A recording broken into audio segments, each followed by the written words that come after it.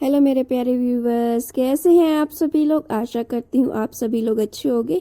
कहानी के लिए मेरे चैनल को सब्सक्राइब कीजिए, कहानी को लाइक और शेयर ज़रूर कीजिएगा और कहानी कैसी लगी प्लीज़ कमेंट बॉक्स में ज़रूर बताइएगा। कहानी को लेकर कोई भी राय सुझाव वो भी कमेंट बॉक्स में ज़रूर दीजिएगा। तो शुरू करते हैं आज की अपनी कहानी। धीमे कदमों से घर की ओर आती वृंदा को देखकर उसके बच्चों में उत्साह जागा और वो दौड़कर उससे लिपट गए। वृद्ध सास ने भी हाथ का सहारा देकर उसके सिर पर रखी सब्जी की टोकरी उतरवाई। ये क्या है, आज भी कुछ ज्यादा बिक्री नहीं हुई। उसके पर्शन में पीड़ा छिपी हुई थी। दाने दाने को मोहताज होते परिवार की आमदनी का एकमात्र जरिया यही था।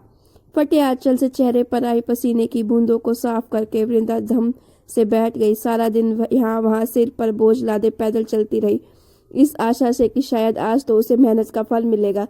पर हमेशा की तरह आज का दिन भी व्यर्थ गया।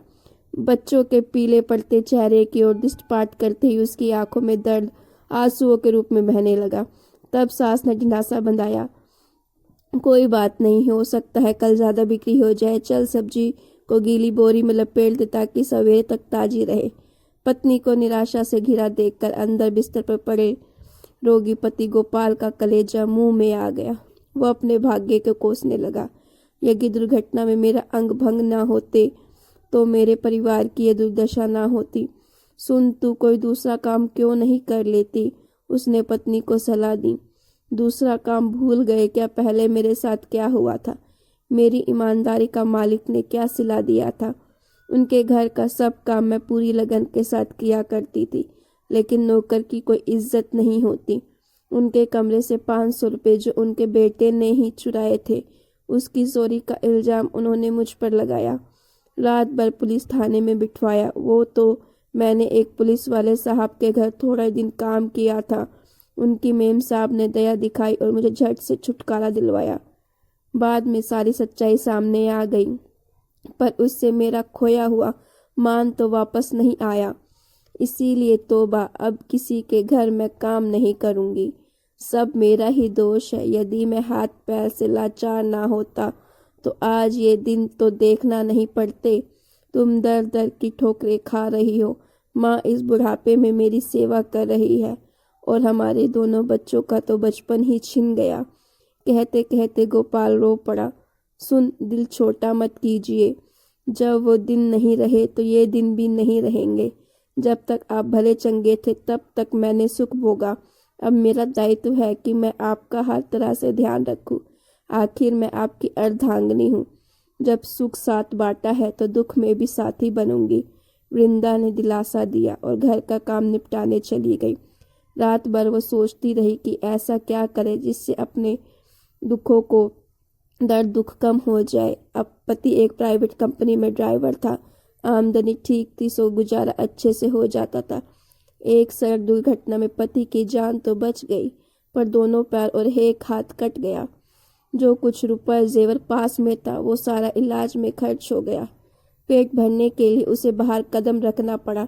सास के पास चांदी की एक जोड़ी पायल बची थी, जिसे बेचकर सब्जी बेचने का काम शुरू किया।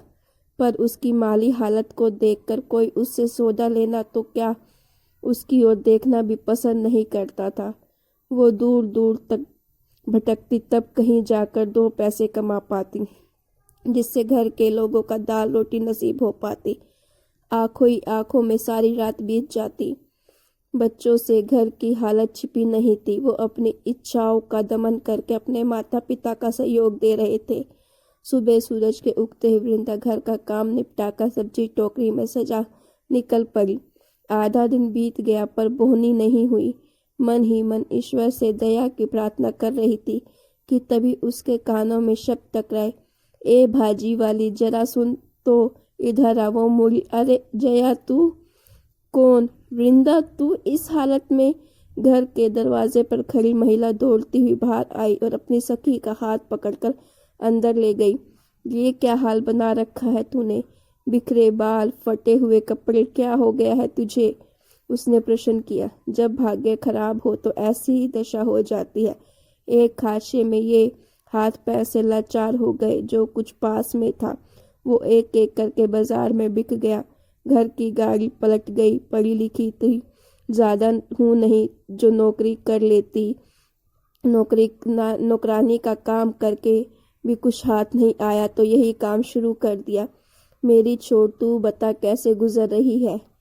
वृंदा ने विषय को बदला। अपनी आंखों से देख ले ये कि एक समय काम से जी चुराने वाली तेरी ये सहेली अब क्या कर रही है। चल आ। इतना कहकर वो घर के पिछवाड़े ले गई। वहां का दृश्य देखकर वृंदा की आंखें विस्मय से फैल गईं। 6-7 महिलाएं पापड़ बना रही थी, कुछ महिलाएं एक और बगिया बना रही थी। तू ये सब क्या? हाँ, घर में रहकर अपना छोटा सा व्यवसाय चला रही हूँ। ना बाहर जाने का झंझट और ना ही किसी की चकारी। आत्मसम्मान भी बरकरार है ना। मजे की बात है, जया ने खुलासा किया। इसमें तो बहुत खर्चा आया होगा, वृंदा दुखी मन से बोली। जया ने उसके मन के भाव को ताड़ लिया। कहने लगी, नहीं रे, ये सब तो सूझबूझ से कर लिया। जानती तो है तू, पति की छोटी सी नौकरी में गृहस्थी का खर्चा चलाना कितना मुश्किल होता है। नौकरी तो अच्छे अच्छे डिग्री वालों को नहीं मिलती, तो हमें कहाँ मिलेगी। मुझे हाथ का काम आता था, सो मैंने इसी को व्यवसाय बना लिया। काम तो मैं भी करती, पर सब्जी बिकती ही नहीं। अब तो इसे भी बंद करने की नौबत आ गई है। समझ नहीं आता कि कौन सा काम शुरू करूं। पहला काम तो यह कर कि मुझे सब्जी दे। जया ने तुरंत आस पड़ोस की महिलाओं को बुलाया और सब्जी को बेचकर वृंदा के हाथ में पैसे रख दिए, जिसको बेचने के लिए वो 2 दिन से पसीना बहा रही थी। उसे जया ने कितनी कुशलता से कुछ ही मिनटों में बेच दिया। समय बहुत हो गया है, अब चलती हूँ। वृंदा ने जया से विदा ली और घर आ गई। सास ने जब टोकरी को खाली देखा तो उसके चेहरे पर संतोष छा गया। बच्चे के भी चेहरे खिल गए। शाम को भोजन के बाद उसने पति और सास को जया और उसके कामकाज के बारे में बताया। तेरी सहेली तो बड़ी समझदार है, उससे ही कुछ गुण सीख ले ताकि तेरी परेशानी कम हो और घर का गुजारा भी हो सके, सासू माँ ने सुझाव दे डाला। माँ जी, आप ठीक कहती है, मैं उससे बात करूंगी। रात्रि में उसको बीता समय याद आने लगा। हर काम में बाद में करने का बहाना करने वाली उसकी सहेली जया को सब आलसी कहकर पुकारते थे और वो भी अपने इस नाम से खुश रहती थी। वहीं दूसरी ओर वृंदा घर भर की दुलारी थी। माँ का रसोई में दौड़कर हाथ बताती, छोटे भाई बहनों को भी बखूबी संभालती। मोहल्ले में किसी के घर भी जरूरत होती, वृंदा मदद करने फौरन पहुंच जाती। उसका हाथ का बना अचार तो सब चटकारे लेकर खाते। सुबह उठी तो वृंदा को लगा कि उसके जीवन में आया अमावस का अंधेरा छटने वाला है और सुनहरी किरणें तमस को चीरती हुई उसकी ओर आ रही हैं। अगले दिन दोपहर के समय मन में दृढ़ता निश्चय कर वो जया के घर पहुंची। मुझे खुशी होगी कि मैं तेरे कुछ काम आ सकूं। जया ने अपना हाथ उसके हाथ पर रख दिया। जया, मैं भी तेरी तरह आत्मसम्मान से जीना चाहती हूँ, आत्मनिर्भर बनना चाहती हूँ। इसमें कोई मुश्किल नहीं है, पर सबसे पहले तो तुझे अपने हुलिये पर ध्यान देना होगा। अरे पहले ये दुनिया चमक दमक ही देखती है। सामान की पैकिंग यदि अच्छी होगी तो ग्राहक खुद उसकी ओर दौड़ेगा। यदि वो ही ठीक नहीं तो वस्तु कितनी भी अच्छी हो सब व्यर्थ है। मेरे पास तो इनके अलावा कपड़े ही नहीं है। वृंदा ने अपनी मजबूरी बयान की। मैं किस लिए हूँ? सहेली क्या बहन नहीं होती?